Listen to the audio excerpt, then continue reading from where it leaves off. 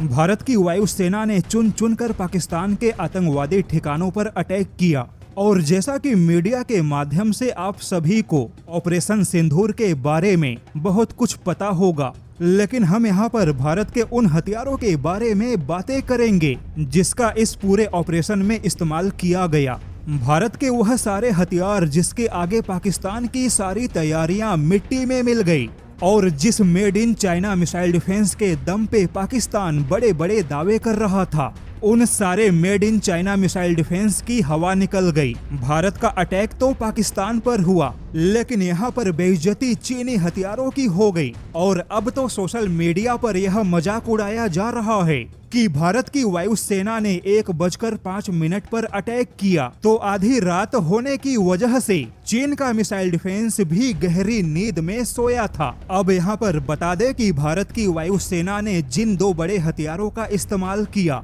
उन हथियारों में स्कैल्प मिसाइल और हैमर मिसाइल शामिल है। स्कैल्प मिसाइल जो कि एक स्टील्थ क्रूज मिसाइल है, जबकि हैमर एक स्मार्ट गाइडेड बम है और यह दोनों हथियार फ्रांस के हथियार हैं। वहीं दूर के लक्ष्य पे भारत ने स्कैल्प क्रूज मिसाइल से अटैक किया, जबकि कम दूरी का जो लक्ष्य था वहां पर हैमर जैसे स्मार्ट गाइडेड बम का इस्तेमाल हुआ, क्योंकि स्कैल्प मिसाइल की जो रेंज है वह 500 किलोमीटर है, जबकि हैमर स्मार्ट गाइडेड बम की जो रेंज है वह लगभग 70 किलोमीटर है। अब यहाँ पर कई प्रकार के हैमर मौजूद हैं। जो सबसे छोटा हैमर है वह छोटा हैमर भी 250 किलोग्राम का है और सबसे बड़ा हैमर लगभग 1000 किलोग्राम का है। अब अगर मान लीजिए कि भारत ने 250 किलोग्राम के हैमर गाइडेड बम का भी इस्तेमाल किया होगा तो भी बड़े से बड़े बिल्डिंग या बड़े से बड़े बंकर का सफाया निश्चित है।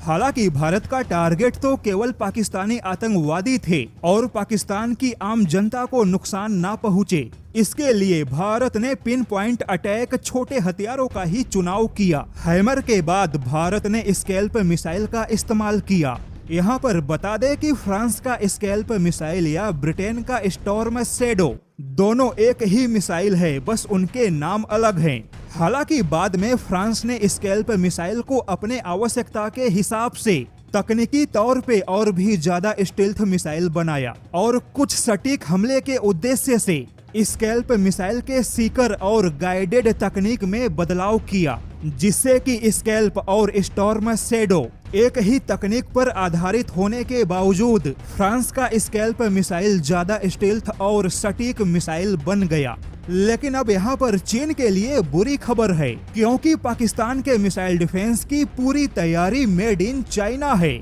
और चीन का कोई भी मिसाइल डिफेंस भारत के स्कैल्प मिसाइल या हैमर को रोक नहीं पाया। और अब चीन को यह समझ में आना चाहिए कि कॉपी पेस्ट हथियारों में और युद्ध में सिद्ध हथियारों में क्या फर्क है, क्योंकि चीन के कॉपी पेस्ट मिसाइल डिफेंस तो ईरान के मिसाइल डिफेंस से भी ज्यादा घटिया साबित हुए।